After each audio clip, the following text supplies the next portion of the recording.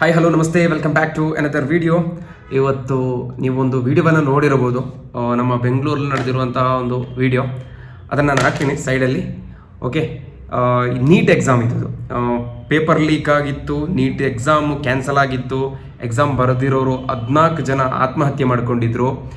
ಮತ್ತು ನಿನ್ನೆ ಎಕ್ಸಾಮನ್ನು ವಾಪಸ್ NTA ಕಂಡಕ್ಟ್ ಮಾಡಿತ್ತು. ಅದೊಂದು ಏಜೆನ್ಸಿ, ದೊಡ್ಡ ಏಜೆನ್ಸಿ NTA ಅನ್ನೋದು. ಅದು ಎಕ್ಸಾಮ್ ಅವರು ಕಂಡಕ್ಟ್ ಮಾಡ್ತಾರೆ. ಅವರಲ್ಲಿ ತುಂಬ ಸ್ಟ್ರಿಕ್ಟ್ ರೂಲ್ಸ್ ಇದೆ. ನೀವು ಈ ವಿಡಿಯೋವನ್ನು ನೋಡಬೇಕಾದ್ರೆ ನಿಮಗೆ ಗಮನಕ್ಕೆ ಬರ್ಬೋದು. ಏನಪ್ಪ ಅಂತ ಹೇಳಿದ್ರೆ, ಇಬ್ಬರು ಹುಡುಗಿರು 2 ನಿಮಿಷ ಲೇಟಾಗಿ ಬಂದಿದ್ದಾರೆ ಎಕ್ಸಾಮ್ ಸೆಂಟರ್ಗೆ. 2 ನಿಮಿಷ ಲೇಟಾಗಿ ಬಂದಿದ್ದಕ್ಕೆ ಅವ್ರನ್ನ ಒಳಗಡೆ ಎಂಟ್ರಿ ತಗೊಂಡಿಲ್ಲ. ನೀಟ್ ಎಕ್ಸಾಮ್ ಇದು, ಎಕ್ಸಾಮ್ ಇದು. ಮೊನ್ನೆ ಎಕ್ಸಾಮ್ ಆಗಿದ್ದು ಪೇಪರ್ ಲೀಕ್ ಆಗಿತ್ತು, ಎಕ್ಸಾಮೇ ಕ್ಯಾನ್ಸಲ್ ಆಗಿ ಹೋಗಿತ್ತು. ಅದರಲ್ಲಿ ತುಂಬ ಪ್ರತಿಭಟನೆ ಆಯಿತು. ಮತ್ತು ಅದರಲ್ಲಿ CJP ಏನು ಕಾಕ್ರೋಚ್ ಜನತಾ ಪಾರ್ಟಿ ಅಂತ ಅಲ್ಲಿ ಹೊಸ ಪಾರ್ಟಿನೇ ಬಂತು. ಅವರು ಇದಕ್ಕೆ ಬೇಕಾಗಿ ತುಂಬ ಪ್ರೊಟೆಸ್ಟ್ ಮಾಡಿದ್ರು. ಮತ್ತು ಇವಾಗ ಎಕ್ಸಾಮ್ ಕೂಡ ನಿನ್ನೆ ಕಂಪ್ಲೀಟ್ ಆಗಿದೆ. ಮತ್ತು ಅದು ಮಾತ್ರ ಅಲ್ಲದೆ, ಪೇಪರ್ ಲೀಕ್ ಆಗಿದ್ದಕ್ಕೆ ಟೆಲಿಗ್ರಾಮ್ ಅನ್ನೋ ಆ್ಯಪನ್ನು 1 ವಾರ ಬ್ಯಾನ್ ಮಾಡಲಾಗಿದೆ. ಇನ್ನು ನಾಳೆ ತನಕ ಆ ಬ್ಯಾನ್ ಇದೆ ಇನ್ನೂ ಕೂಡ. ಇದು ತುಂಬ ವಿಚಾರಗಳು ಕಳೆದ ಒಂದು 10-20 ದಿನಗಳಿಂದ ಭಾರತದಲ್ಲಿ ನಡೀತಾ ಇದೆ. ಇಲ್ಲಿ ಈ ವಿಡಿಯೋ ಏನಪ್ಪ ಅಂತ ಹೇಳಿದ್ರೆ, ನಿನ್ನೆದು ವಿಡಿಯೋ. ಇದು ನಮ್ಮ ಬೆಂಗಳೂರಲ್ಲಿ ನಡೆದಿರುವಂಥ ವಿಡಿಯೋ.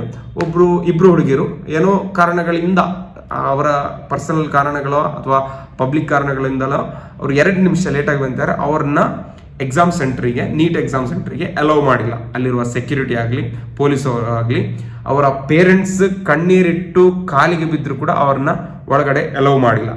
ಇಲ್ಲಿ ನೀವು ತಿಳ್ಕೋಬೇಕಾಗಿರೋ ವಿಚಾರ ಏನಪ್ಪ ಅಂತ ಹೇಳಿದ್ರೆ, ನೀವು ತಿಳ್ಕೊಬೋದು, ಆಯಿತು 2 ನಿಮಿಷ ಲೇಟ್ ಆಗಿದೆ, ಅವ್ರಿಗೆ ಬಿಟ್ಟರೆ ಏನು, ಒಳಗಡೆ ಹೋದರೆ ಅವ್ರ ಎಕ್ಸಾಮ್ ಬರೀತಾರಲ್ವ, ಸ್ಟೂಡೆಂಟ್ಸ್ ಅಲ್ವಾ ಅಂತೇಳಿ ನೀವು ತಿಳ್ಕೊಬೋದು. ಬಟ್ ಇಲ್ಲಿ ಲಾಜಿಕ್ ನೀವು ನೋಡಿದ್ರೆ ನೀವು ಮತ್ತೆ ಆ ಥರ ಥಿಂಕ್ ಮಾಡಲ್ಲ. ಇಲ್ಲಿ ಕೆಲವೊಂದು ಪ್ರಾಬ್ಲಮ್ಗಳಿದೆ. ಇವಾಗ ನಾವು ನೋಡ್ತಾ ಬರೋಣ. ಇಲ್ಲಿ ಏನು ಪ್ರಾಬ್ಲಮ್ ಏನಪ್ಪ ಅಂತ ಹೇಳಿದ್ರೆ, ನೀವು ಸ್ಟೂಡೆಂಟ್ ಆಗಿದ್ರೆ ಈ ವಿಡಿಯೋನ ತುಂಬ ಲಾಸ್ಟ್ ತನಕ ನೋಡ್ತಾ ಇರಿ, ನಿಮಗೆ ಒಳ್ಳೆ ಡೀಟೇಲ್ಸ್ ಸಿಗುತ್ತೆ. ಮತ್ತು ಇದು ಯಾಕೆ ಈ ಥರ ಮಾಡ್ತಾರೆ ಅಂತೇಳಿ ಗೊತ್ತಾಗುತ್ತೆ. ಪೇರೆಂಟ್ಸ್ ಆದರೂ ನೋಡಿ. ಓಕೆ, ವಿಷಯ ಏನಪ್ಪ ಅಂತಂದರೆ, ಇಲ್ಲಿ ಎಕ್ಸಾಮ್ ಕಂಡಕ್ಟ್ ಮಾಡೋದು ಇಡೀ ಇಂಡಿಯಾದಲ್ಲಿ 4,000 ಎಕ್ಸಾಮ್ ಸೆಂಟರ್ಸ್ಗಳಿವೆ. ಈ ನೀಟ್ ಮೊನ್ನೆ ಲೀಕ್ ಆಗಿದ್ದು ಬಿಡಿ, ಅದರದ್ದು ವಿಚಾರ ಮಾತಾಡಿ ಏನು ಪ್ರಯೋಜನ ಇಲ್ಲ. ಇದು ನಾವು ಇವತ್ತು ನಮ್ಮ ಬೆಂಗಳೂರು ನಡೆದಿರೋ ವಿಡಿಯೋಗೆ ಸಂಬಂಧಪಟ್ಟಂತೆ ಮಾತಾಡೋಣ. ಇಡೀ ಇಂಡಿಯಾದಲ್ಲಿ 4,000 ಎಕ್ಸಾಮ್ ಸೆಂಟರ್ಸ್ಗಳಿವೆ ನೀಟ್ ಇದು. ಮತ್ತು ಟೋಟಲ್ ಎಕ್ಸಾಮ್ ಬರೆದಿರೋ ಸ್ಟೂಡೆಂಟ್ಸ್ಗಳೆಷ್ಟು ಅಂತ ಹೇಳಿದ್ರೆ 22 ಲಕ್ಷ ಜನ ಸ್ಟೂಡೆಂಟ್ಸ್ ಎಕ್ಸಾಮ್ ಬರೆದಿದ್ದಾರೆ. ಈ ಎಕ್ಸಾಮ್ ಬರೆದು ಇವಾಗ ನೀವು ಹೇಳ್ಬೋದು 1:30ಗೆ ಬಂದರು, 1:30ಗೆ ಎಕ್ಸಾಮ್ ಸ್ಟಾರ್ಟ್ ಆಗಿದೆ, 1:32ಕ್ಕೆ ಅವ್ರು ಬಂದರು, ಅಲ್ಲಿ ರಿಕ್ವೆಸ್ಟ್ ಮಾಡಿದ್ರು, ಅವ್ರನ್ನ ಏನು ಮಾಡಿದ್ರು ಬಿಡಲೇ ಇಲ್ಲ, ಒಳಗಡೆ ಬಿಡಲೇ ಇಲ್ಲ, ನೋ ಎಂಟ್ರಿನೇ ಮಾಡಿಬಿಟ್ರು. 1-2 ನಿಮಿಷ ಲೇಟ್ ಆದರೆ ಏನಾದರೂ ಪರ್ಸನಲ್ ಪ್ರಾಬ್ಲಮ್ ಇರ್ಬೋದು, ಟ್ರಾಫಿಕಲ್ಲಿ ಇರ್ಬೋದು, ಅಥವಾ ಆಕ್ಸಿಡೆಂಟ್ ಆಗಿರ್ಬೋದು, ಬರಬೇಕಾದ್ರೆ ಏನಾದರೂ ಮರೆತು ಬಂದಿರ್ಬೋದು, ವಾಪಸ್ ತರಕ್ಕೆ ಹೋಗಿರೋ, ಆ ಥರ ನೀವು ರೀಸನ್ಸ್ಗಳನ್ನೇ ಹೇಳ್ಬೋದು. ಬಟ್ ಇಲ್ಲಿ ಏನಪ್ಪ ಅಂತಂದರೆ, ಈ NTA, ಈ ಎಕ್ಸಾಮ್ ನಡೆಸುವ ಏಜೆನ್ಸಿ ಇದೆಯಲ್ಲ, ಇವರು ಈ ರೂಲ್ಸ್ಗಳನ್ನು ತುಂಬ ಸ್ಟ್ರಿಕ್ಟಾಗಿ ಫಾಲೋ ಮಾಡ್ತಾರೆ. ತುಂಬ ಸ್ಟ್ರಿಕ್ಟ್ ಅಂತ ಹೇಳಿದ್ರೆ ಸ್ಟ್ರಿಕ್ಟೇ. ಅದರಲ್ಲಿ 1 ಸೆಕೆಂಡ್ ಲೇಟ್ ಆದರೂ ಅವ್ರು ಒಳಗಡೆ ಬಿಡಲ್ಲ. ಇಲ್ಲಿ 2 ನಿಮಿಷ ಲೇಟ್ ಆಗಿದೆ ಅಂತೇಳಿ ಕಾರಣ ಕೊಡ್ತಿದ್ದಾರೆ. ಬಟ್ 1 ಸೆಕೆಂಡ್ ಲೇಟ್ ಆದರೂ ಅವ್ರು ಒಳಗಡೆ ಬಿಡಲ್ಲ. ರೀಸನ್ ಯಾಕೆ ಅಂತ ಹೇಳಿದ್ರೆ, ಇವಾಗ ನಿಮ್ಗೆ ಗೊತ್ತಿರ್ಬೋದು, ಡಿಜಿಟಲ್ ಮೊನ್ನೆ ಒಮ್ಮೆ ಪೇಪರ್ ಲೀಕ್ ಆಗಿ ನೋಡಿ 22 ಲಕ್ಷ ಜನರ ಜೀವನವೇ ಹಾಳಾಯಿತು. ಅದರಲ್ಲಿ ಎಷ್ಟು ಜನ ರ್ಯಾಂಕ್ ಬಂದಿರೋರು ಇರ್ಬೋದು, ಒಳ್ಳೆ ಪರ್ಫಾರ್ಮೆನ್ಸ್ ಮಾಡಿರ್ಬೋದು. ಯಾಕಂತಂದ್ರೆ 1 ವರ್ಷದಿಂದ ಕಂಟಿನ್ಯೂಸ್ ಆಗಿ ಊಟ ನಿದ್ದೆ ಬಿಟ್ಟರೆ ಬೇರೆ ಯಾವುದಕ್ಕೂ ಹೋಗಿರೋದಿಲ್ಲ. ಅಷ್ಟು ಟೈಮ್ ಸ್ಪೆಂಡ್ ಮಾಡಿ, ಅಷ್ಟು ಎಫರ್ಟ್ ಹಾಕಿ, ಅಷ್ಟು ನಿದ್ದೆ ಬಿಟ್ಟು ಕಲ್ತಿರ್ತಾರೆ, ಈ ಎಕ್ಸಾಮ್ಗೆ ಪ್ರಿಪೇರ್ ಮಾಡಿರ್ತಾರೆ. ಇವರು ಇಲ್ಲಿ ಬಂದು ಎಕ್ಸಾಮ್ ಬರೆದು ಇದೇ ಥರ ಪೇಪರ್ ಲೀಕ್ ಆದರೆ ಒಬ್ರದಲ್ಲ 22 ಲಕ್ಷ ಜನರದ್ದು ಕೂಡ ಭವಿಷ್ಯ ಹಾಳಾಗುತ್ತೆ. ಇವಾಗ ಆಲ್ರೆಡಿ ಹಾಳಾಗಿದೆ. ಮೊನ್ನೆ ಲೀಕ್ ಆಗಿರೋ ನೀಟ್ ಎಕ್ಸಾಮ್ ಪೇಪರಲ್ಲಿ ಸಾಧಾರಣ 14 ಜನ ಸೂಸೈಡ್ ಮಾಡ್ಕೊಂಡಿದ್ದಾರೆ. ಅದು ಇಂಡಿಯಾದಲ್ಲಿ ಬೇರೆ ಜಾಗದಿಂದ.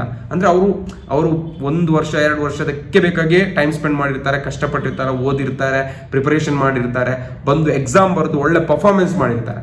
ಅಷ್ಟಾಗಬೇಕಾದ್ರೆ ಪೇಪರ್ ಲೀಕ್ ಆಗಿದೆ. ಅದು ಯಾರೋ ಸ್ವಲ್ಪ ಇವಾಗ ಪೇಪರ್ ಸಿಕ್ಕಿದ್ರೆ ನೀವೇ ಅದಕ್ಕೆ ಸ್ವಲ್ಪ ಪ್ರಿಪೇರ್ ಮಾಡಿ ಎಕ್ಸಾಮ್ ಬರೆದು ಪಾಸ್ ಆಗ್ಬೋದು, ರ್ಯಾಂಕ್ ಮಾಡ್ಬೋದು, ಆ ಥರ ಇದ್ದಾರೆ. ಅಷ್ಟು ಟ್ಯಾಲೆಂಟೆಡ್ ಜನರು ಇದ್ದಾರೆ. ಬಟ್ ಇಲ್ಲಿ ಏನಪ್ಪ ಆಗುತ್ತೆ ಅಂದರೆ, 1 ವರ್ಷ 2 ವರ್ಷ ಕಲಿತು ಜೆನ್ಯೂನಾಗಿ ಎಕ್ಸಾಮ್ ಬರೆದವರಿಗೆ ತುಂಬ ನುಕ್ಸಾನ ಆಗುತ್ತೆ, ಲಾಸ್ ಆಗುತ್ತೆ. ಅವರು ಪಟ್ಟಿರೋ ಶ್ರಮಕ್ಕೆ ಬೆಲೆನೇ ಇಲ್ಲದಾಗುತ್ತೆ. ಆಗ ಇಲ್ಲಿ 1-2 ನಿಮಿಷಕ್ಕೆ ಇವರು ಯಾಕೆ ಒಳಗಡೆ ಬಿಡೋದಿಲ್ಲ ಅಂತ ಹೇಳಿದ್ರೆ, ಅಲ್ಲಿ ಇವರು ಫಸ್ಟಿಗೆ ಆರ್ಡರ್ ಮಾಡಿರ್ತಾರೆ, ನೀವು 1:30ಗೆ ಎಕ್ಸಾಮ್ ಆದರೆ 11:30ಗೆ ಎಕ್ಸಾಮ್ ಸೆಂಟ್ರಲ್ಲಿ ಇರಬೇಕು, ಮತ್ತು 11:30ಯಿಂದ 1:30 ತನಕ ಅಲ್ಲಿ ತುಂಬ ಪ್ರಾಸೆಸ್ ಇರುತ್ತೆ. ಅದು ಏನು ತಿಳಿ ನಾನು ಮತ್ತೆ ಬರೆದಿಟ್ಕೊಂಡಿದ್ದೇನೆ. ಅದು ನೀವು ಎಕ್ಸಾಮ್ ಬರೆದಿರೋ ಆದರೆ ನಿಮ್ಗೆ ಗೊತ್ತಿರುತ್ತೆ ಅಲ್ಲಿ ಏನೆಲ್ಲ ಪ್ರಾಸೆಸ್ ಇರುತ್ತೆ. ಫಸ್ಟ್ ನೀವು ಹೋದ ತಕ್ಷಣ ನಿಮ್ಮ ಹಾಲ್ ಟಿಕೆಟ್, ಗೌರ್ಮೆಂಟ್ ID ಮತ್ತು ನಿಮ್ಮ ಇದನ್ನೆಲ್ಲ ಚೆಕ್ ಮಾಡ್ತಾರೆ, ಡಾಕ್ಯುಮೆಂಟ್ಸನ್ನು ಚೆಕ್ ಮಾಡ್ತಾರೆ. ಮತ್ತು ನಿಮಗೆ ಸೀಟಿಂಗ್ ಅರೇಂಜ್ಮೆಂಟನ್ನು ಮಾಡಬೇಕು.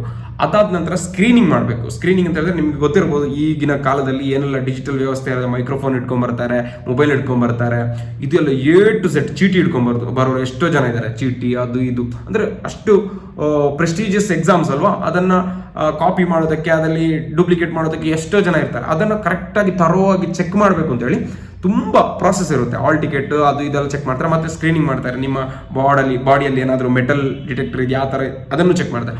ಅದಾದ ನಂತರ ನಿಮ್ಮ ಕಿವಿ, ಕೂದಲು, ಬಟ್ಟೆ ಒಳಗಡೆ ಕರೆಕ್ಟಾಗಿ ಚೆಕ್ ಮಾಡ್ತಾರೆ, ಪಿನ್ ಟು ಪಿನ್ ಚೆಕ್ ಮಾಡ್ತಾರೆ. ಅದು ಮಾತ್ರ ಅಲ್ಲದೆ ನೀವು ನೋಡಿರ್ಬೋದು 1-2 ವರ್ಷಕ್ಕಿಂತ ಮುಂಚೆನೋ ಯಾವುದೋ ಒಂದು ಎಕ್ಸಾಮ್ಗೆ ಕರ್ನಾಟಕದಲ್ಲಿ ಜನಿವಾರ ಹಾಕಿದ್ದನ್ನು ಕೂಡ ಬಿಚ್ಚಿಸಿದ್ದಾರೆ. ಅದು ತುಂಬ ಇಶ್ಯೂ ಆಗಿತ್ತು. ಅದು ಕೂಡ ಸೆಕ್ಯೂರಿಟಿ ಚೆಕಿಂಗ್ ಅಲ್ಲಿ ಬಂತು. ಮತ್ತೆ ಮತ್ತೊಮ್ಮೆ ಇಶ್ಯೂ ಆಗಿತ್ತು ಹಿಜಾಬ್. ಅದು ಕೂಡ ಅವರು ಅದು ಮಾತ್ರ ಕ್ಲಾಸಿಗೆ ಹೋಗ್ಬೇಕಾದ್ರೆ ಹಿಜಾಬ್ ಬಿಚ್ಚಿಸಿದ್ದು, ಅದು ಬೇರೆ ವಿಷಯ.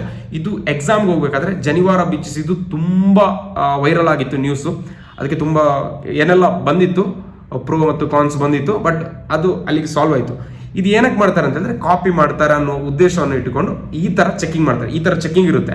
ಇದಾದ ನಂತರ 1:30 ಒಳಗಡೆ ಎಕ್ಸಾಮ್ ಹಾಲ್ಗೆ ಸ್ಟೂಡೆಂಟ್ಸನ್ನು ಬಿಡ್ತಾರೆ. ತದನಂತರ 1:30ಗೆ ಪರ್ಫೆಕ್ಟ್ ಆಗಿ ಗೇಟ್ ಕ್ಲೋಸ್. ತದನಂತರ 1 ಸೆಕೆಂಡ್ ಲೇಟ್ ಆಗಿ ಬಂದರೂ ಸೆಕ್ಯೂರಿಟಿ ಆಗಲಿ, ಅಲ್ಲಿರೋ ಪೊಲೀಸ್ ಆಫೀಸರ್ಸ್ ಆಗಲಿ ಯಾರನ್ನ ಕನ್ವಿನ್ಸ್ ಮಾಡಿದ್ರು ಅವರು ಓಪನ್ ಮಾಡಲ್ಲ. ಯಾಕಂತ ಹೇಳಿದ್ರೆ ಈ ಗೌರ್ಮೆಂಟ್ ಅವರು, ಈ NT ಏಜೆನ್ಸಿಯವರು ಅಷ್ಟು ಸ್ಟ್ರಿಕ್ಟ್ ಆರ್ಡರ್ಸ್ ಅನ್ನು ಕೊಟ್ಟಿರ್ತಾರೆ.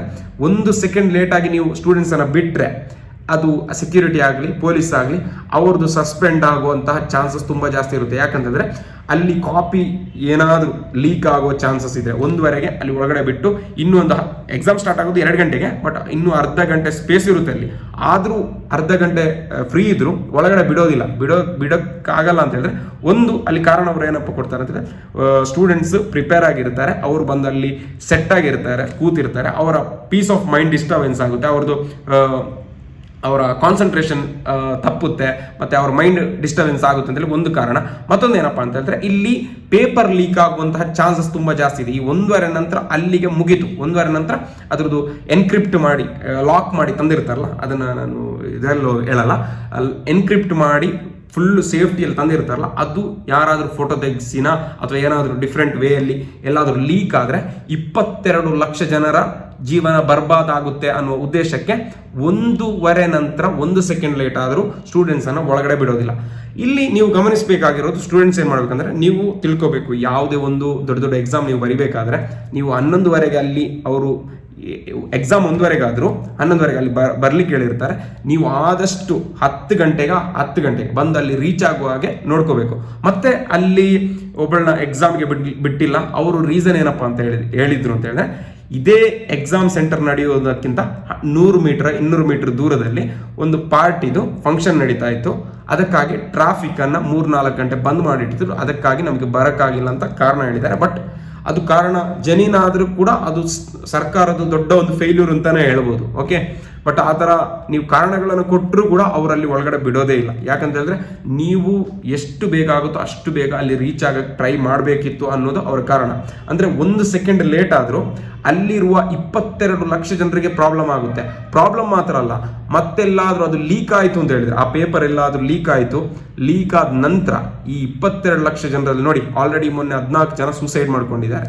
ಅದೇ ಥರ ಆಗೋ ಚಾನ್ಸಸ್ ಎಲ್ಲ ಇರುತ್ತೆ. ಅದಕ್ಕಾಗಿ ಒಬ್ಬರಿಗೆ ಇಬ್ಬರಿಗೆ ಬೇಕಾಗಿ 1 ಸೆಕೆಂಡ್ 2 ಸೆಕೆಂಡ್ಗೆ ಬೇಕಾಗಿ ಅಲ್ಲಿ ಯಾವುದೇ ಸೆಕ್ಯೂರಿಟಿ ಆಗಲಿ, ಯಾವುದೇ ಪೊಲೀಸ್ ಆಗಲಿ ರಿಸ್ಕ್ ತಗೊಳ್ಳೋಕೆ ರೆಡಿ ಇರೋದಿಲ್ಲ. ಇದನ್ನು ನೀವು ಅರ್ಥ ಮಾಡ್ಕೋಬೇಕು. ಮತ್ತೆ ಅದು ಮಾತ್ರ ಅಲ್ಲ, ನಿಮಗೆ ಗೊತ್ತಿರುವಂತೆ ಇವಾಗ 1 ವಾರಕ್ಕೆ ಟೆಲಿಗ್ರಾಮನ್ನು ಬ್ಯಾನ್ ಮಾಡಿದ್ದಾರೆ ಇಂಡಿಯಾದಲ್ಲಿ. ಟೆಲಿಗ್ರಾಮನ್ನು ಬ್ಯಾನ್ ಮಾಡೋದಕ್ಕೂ ನೀಟಿಗೂ ಏನು ಲಿಂಕ್ ಅಂತ ಕೇಳಿದ್ರೆ, ಲಾಸ್ಟ್ ಮೊನ್ನೆ ನೀಟಿದು ಪೇಪರ್ ಲೀಕ್ ಆಯಿತು. ಆವಾಗ ಈ ಪೇಪರೆಲ್ಲ ಲೀಕ್ ಆಗಿರೋದು ಈ ಟೆಲಿಗ್ರಾಮ್ ಮುಖಾಂತರ. ಟೆಲಿಗ್ರಾಮಲ್ಲಿ ಟ್ರ್ಯಾಕ್ ಮಾಡೋಕ್ಕಾಗಲ್ಲ ಅಷ್ಟು ಈಸಿಯಾಗಿ. ನೀವು ವಾಟ್ಸಪ್ಪಲ್ಲೇ, ಇನ್ಸ್ಟಾಗ್ರಾಮಲ್ಲ ಮತ್ತು ಫೇಸ್ಬುಕ್ಕಲ್ಲ ಹಾಕಿದ್ರೆ ನಿಮ್ಮನ್ನು ಟ್ರ್ಯಾಕ್ ಮಾಡೋಕ್ಕಾಗುತ್ತೆ. ಈ ಟೆಲಿಗ್ರಾಮಲ್ಲೇ ಅಷ್ಟು ಈಸಿಯಾಗಿ ಟ್ರ್ಯಾಕ್ ಮಾಡೋಕ್ಕಾಗಲ್ಲ. ಅದಕ್ಕೆ ಬೇಕಾಗಿ ಇವರು ಇಷ್ಟೆಲ್ಲ ಎಲ್ಲ ಸೆಕ್ಯೂರ್ ಆಗಿ ಮಾಡಿದ್ದಾರೆ. ಅದಕ್ಕೆ ಇನ್ನೂ ಒಂದು ಸೆಕ್ಯೂರಿಟಿ ಲೇಯರ್ ಜಾಸ್ತಿ ಇರಲಿ ಅಂತ ಹೇಳಿ ಟೆಲಿಗ್ರಾಮನ್ನು ಕೂಡ 1 ವಾರಕ್ಕೆ ಬ್ಯಾನ್ ಮಾಡಿದ್ದಾರೆ. ಅದಕ್ಕೆ ಅದು ಕೂಡ ಕೇಸ್ ಆಗ್ತಾ ಇದೆ. ಅದರ CEO ಕೂಡ ಡೆಲ್ಲಿ ಹೈಕೋರ್ಟಲ್ಲಿ ಏನೋ ಕೇಸ್ ಮಾಡಿದ್ದಾರೆ, ಬಟ್ ಅದು ನಡೆಯಲ್ಲ. ಬಟ್ ನಾಳೆಯಿಂದ ಟೆಲಿಗ್ರಾಮ್ ಕೂಡ ವರ್ಕಿಂಗ್ ಇದೆ. ಅದಕ್ಕೆ ಅಷ್ಟೆಲ್ಲ ಸೇಫ್ಟಿ ಕನ್ಸರ್ನ್ ಮಾಡಬೇಕಾದ್ರೆ ನೀವು 1 ನಿಮಿಷ 2 ನಿಮಿಷ ಲೇಟಾಗಿ ಹೋಗಿ ಅಲ್ಲಿ ಕಾರಣಗಳನ್ನು ಕೊಡೋದು ಸರಿಯಲ್ಲ. ಬಟ್ ಏನಾದರೂ ಇದು ಸಿಸ್ಟಮ್ ಫೇಲ್ಯೂರು, ಸರ್ಕಾರದ ಫೇಲ್ಯೂರು, ಅಲ್ಲಿ ಟ್ರಾಫಿಕ್ ಇಂದ ಪ್ರಾಬ್ಲಮ್ ಆಗಿದ್ದಿದ್ರೆ. ಮತ್ತೆ ಇನ್ನೊಂದು ವಿಡಿಯೋ ನೋಡಿದೆ, ಯಾರೋ ಒಬ್ರು 5 ನಿಮಿಷ ಲೇಟಾಗಿ ಬಂದಿದ್ರು, ಅವ್ರದ್ದು ಆಕ್ಚುಲಿ ಆಕ್ಸಿಡೆಂಟ್ ಆಗಿತ್ತು, ಹುಡುಗನ ತಲೆಯಲ್ಲಿ ಕ್ರ್ಯಾಕ್ ಆಗಿತ್ತು, ಅವನು ಬಟ್ಟೆ ಸುತ್ತಿ ಆಲ್ರೆಡಿ ಅಲ್ಲಿ ಕಾಣ್ತಾ ಇದೆ 5 ನಿಮಿಷ ಲೇಟಾಗಿ ಬಂದಿದ್ದಾನೆ, ಆದ್ರೂ ಕೂಡ ಅವನನ್ನು ಅಲೋ ಮಾಡಿಲ್ಲ. ಅದು ಅಲ್ಲದೆ ಅವ್ರು ಹೇಳ್ತಾರೆ, ಅವ್ರ ಪೇರೆಂಟ್ಸ್ ಹೇಳ್ತಾರೆ ಇವ್ರದ್ದು ಆಕ್ಸಿಡೆಂಟ್ ಆಗಿದೆ ನೋಡಿ, ಲೈವ್ ಆಗಿ ರಕ್ತ ಬರ್ತಾನೆ ಇದೆ, ಬ್ಯಾಂಡೇಜ್ ಹಾಕಿದ್ರು ರಕ್ತ ಬರ್ತಾ ಇದೆ, ಆದ್ರೂ ಕೂಡ ಅವ್ರನ್ನ ಅಲೋ ಮಾಡಿಲ್ಲ.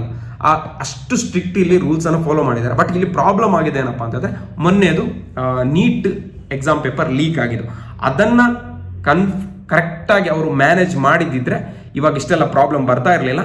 ಬಟ್ ಇಲ್ಲಿ ಅವರು ಹೇಳಿರುವ ಪ್ರಕಾರ ಅದು ಯಾವುದೇ ಕನ್ಸಿಡರೇಷನ್ ಅನ್ನು ಅವ್ರು ಕೊಡೋದಿಲ್ಲ. 1 ನಿಮಿಷ ಆದರೂ, 1 ಸೆಕೆಂಡ್ ಆದರೂ, 5 ನಿಮಿಷ ಆದರೂ ಅವ್ರು ಯಾವುದೇ ಕನ್ಸಿಡರೇಷನ್ ಅನ್ನು ಮಾಡಲ್ಲ. ನೀವಾಗಲಿ ನಿಮ್ಮ ಪೇರೆಂಟ್ಸ್ ಆಗಲಿ ಕೈಕಾಲಿಗೆ ಬಿದ್ದರೂ ಅವರು ಎಲ್ಲೋ ಮಾಡಿಲ್ಲ, ಮಾಡೋದು ಕೂಡ ಇಲ್ಲ. ಅದಕ್ಕಾಗಿ ಸ್ಟೂಡೆಂಟ್ಸ್ ಯಾರೆಲ್ಲ ಇದ್ದೀರಾ, ನೆಕ್ಸ್ಟ್ ಇನ್ ಎಕ್ಸಾಮ್ ಬರೀಲಿಕ್ಕೆ ಹೋಗ್ಬೇಕಾದ್ರೆ, ದೊಡ್ಡ ಗೌರ್ಮೆಂಟ್ ಎಕ್ಸಾಮ್ಸ್, ಯಾವುದೇ ಎಕ್ಸಾಮ್ಸ್, ಗೌರ್ಮೆಂಟ್ ಎಕ್ಸಾಮ್ಸ್ನಲ್ಲ ಯಾವುದೇ ಎಕ್ಸಾಮ್ಸ್ ಬರೀಬೇಕಾದ್ರೂ ಕೂಡ ನಿಮಗೆ 10 ಗಂಟೆಗೆ ಟೈಮ್ ಕೊಟ್ಟಿದ್ದಾರಾ, ಅಲ್ಲಿಗೆ 8:30ಗೆ ರೀಚ್ ಆಗಿ ಟ್ರೈ ಮಾಡಿ. ನಿಮಗೆ 1 ಗಂಟೆಗೆ ಟೈಮ್ ಕೊಟ್ಟಿದ್ದಾರಾ, ಅಲ್ಲಿಗೆ 11 ಗಂಟೆಗೆ ರೀಚ್ ಆಗಿ ಟ್ರೈ ಮಾಡಿ. ಮತ್ತೆ 3 ಗಂಟೆಗೆ ಎಕ್ಸಾಮ್ ಕೊಟ್ಟಿದ್ದಾರಾ, ನಿಮ್ಗೆ 1 ಗಂಟೆಗೆ ಹೋಗ್ಬಿಡಿ, 2 ಗಂಟೆ ಮುಂಚೆನೇ ಹೋಗ್ಬಿಡಿ. ಆ ಥರ ಪ್ಲಾನ್ ಮಾಡ್ಕೊಂಡು ಹೋಗಿ. ಮತ್ತೆ ಅದೇ ಹತ್ರ ಇದೆ, ಎಕ್ಸಾಮ್ ಸೆಂಟರ್ ಹತ್ರ ಇದೆ, ಏನು ಪ್ರಾಬ್ಲಮ್ ಆಗಲ್ಲ ಅಂತೇಳಿ ನೀವು ಹೋದ್ರೆ ಅಲ್ಲಿ ಕೆಲವೊಮ್ಮೆ ಟ್ರಾಫಿಕ್ ಇರುತ್ತೆ, ಕೆಲವೊಮ್ಮೆ ಆಕ್ಸಿಡೆಂಟ್ ಆಗಿರುತ್ತೆ, ಕೆಲವೊಮ್ಮೆ ಟೈರ್ ಪಂಚರ್ ಆಗೋದು, ಕೆಲವೊಮ್ಮೆ ಹಾಲ್ ಟಿಕೆಟ್ ಅನ್ನು ನೀವು ಬಿಟ್ಟು ಹೋಗೋದು, ವಾಪಸ್ ಬಂದು ತಗೊಂಡು ಹೋಗಿ, ಆ ಥರ ಆಪ್ಷನ್ಸ್ ಇರ್ಬೋದು. ಅವಾಗ ನಿಮಗೇನೆ ಇದು ಪ್ರಾಬ್ಲಮ್ ಆಗೋದು, ನಿಮ್ಮ ಭವಿಷ್ಯದ ಮೇಲೇನೆ ಇದು ಪ್ರಾಬ್ಲಮ್ ಆಗೋದು. ಅದಕ್ಕಾಗಿ ನೀವು ಇದನ್ನ ಸ್ವಲ್ಪ ನೋಡಿಕೊಂಡು ಅದನ್ನ ಮ್ಯಾನೇಜ್ ಮಾಡ್ಕೊಂಡು ಮುಂದೆ ಹೋಗಿ. ಮತ್ತೆ ಸರ್ಕಾರಕ್ಕಾಗಲಿ ಯಾವುದೇ ಗೌರ್ಮೆಂಟ್ಗಾಗಲಿ ನಿಮ್ಮ ಬಗ್ಗೆ ಯಾವುದೇ ಚಿಂತೆ ಇಲ್ಲ. ಅವ್ರು ನಿಮ್ಮ ಪ್ರಾಬ್ಲಮ್ಸ್ ಅನ್ನ ಟೆನ್ಷನ್ ಮಾಡ್ಕೊಂಡು ಒಮ್ಮೆ ಮಾತ್ರ ಬಂದು ನ್ಯೂಸ್ ಚಾನಲ್ಸ್ ಅಲ್ಲಿ ಅವ್ರು ಹೇಳ್ಬೋದು, but they don't care it. Literally ನೀವೇ ನಿಮ್ಮ ಭವಿಷ್ಯನ ರೂಪಿಸ್ಕೊಳ್ಬೇಕು ಅಂತ ಹೇಳ್ತಾ, ಈ ವಿಡಿಯೋ ಇನ್ಫಾರ್ಮೇಟಿವ್ ಆಗಿದ್ರೆ ಲೈಕ್ ಮಾಡಿ, ಶೇರ್ ಮಾಡಿ, ಮತ್ತು ಮರೆಯದೆ ಸಬ್ಸ್ಕ್ರೈಬ್ ಮಾಡಿ. Thank you for watching.